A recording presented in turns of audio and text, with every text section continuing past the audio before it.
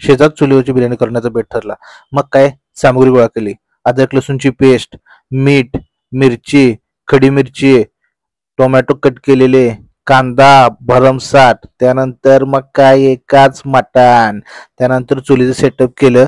चुलीमध्ये काड्याबिड्या टाकून आग लावली. आग लावल्यानंतर कांदा टाकून तेलासोबत कांदा टाकून त्या कांद्याला ब्राऊन कलर येऊसपर्यंत वेट करायचं ठरलं.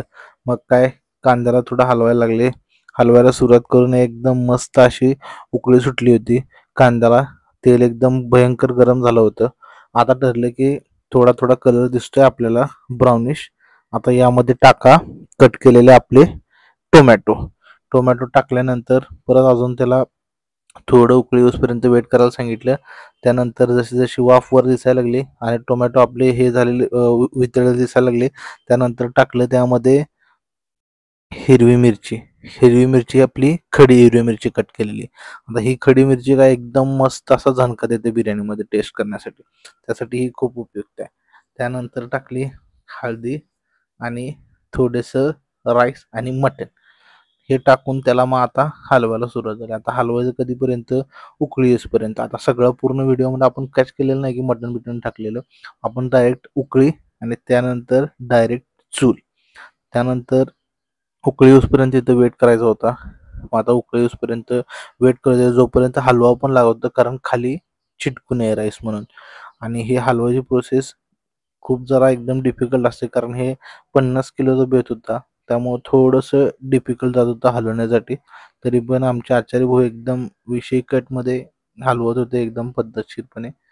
त्यानंतर वेट करून मस्त उकळी सुटली. उकळी सुटून एकदम असा नुसता खमंग आणि एकदम मस्त वास येत होता. एकदम विषय कटच.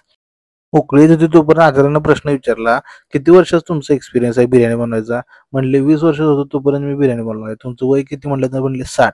जवळजवळ 40 वर्ष झाले बिर्याणी बनवते म्हणले. मग आता ह्याची टेस्ट वेट कशी लागणार त्यानं सगळा अंदाज आधीच करून ठेवला होता. ह्याची टेस्ट अशी लागणार, ह्याच्यासोबत असं कचुंबर वाढा, जर तुमच्याकडं सुक्का रस्सा नसते, सुक्का घेऊन रस्सा नसेल तर रस्सा बनवा आणि एकदम पद्धतशीरपणे सर्व करा. एकदम बेस्ट होणार बिर्याणी, त्यात काही वाद नाही. सांगितल्याप्रमाणे वास तर एकदम मस्त सुटला होता आणि एकदम पीसेस वगैरे पण प्रॉपर त्याचे सगळे शिजले होते. त्यामुळं काय विशेष नव्हता.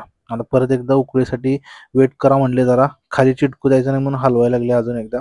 एवढं झाल्यानंतर मग त्यांनी म्हटले की एक प्लेट आणा, मोठी प्लेट. मोठी प्लेटने कवर करूया. कवर करून थोडा वेळ ह्याला अजून शिजायला देऊया राईस, कारण थोडं कणी कणी दिसतंय. झाल्यानंतर मग काय विषय रेडी बिर्याणी.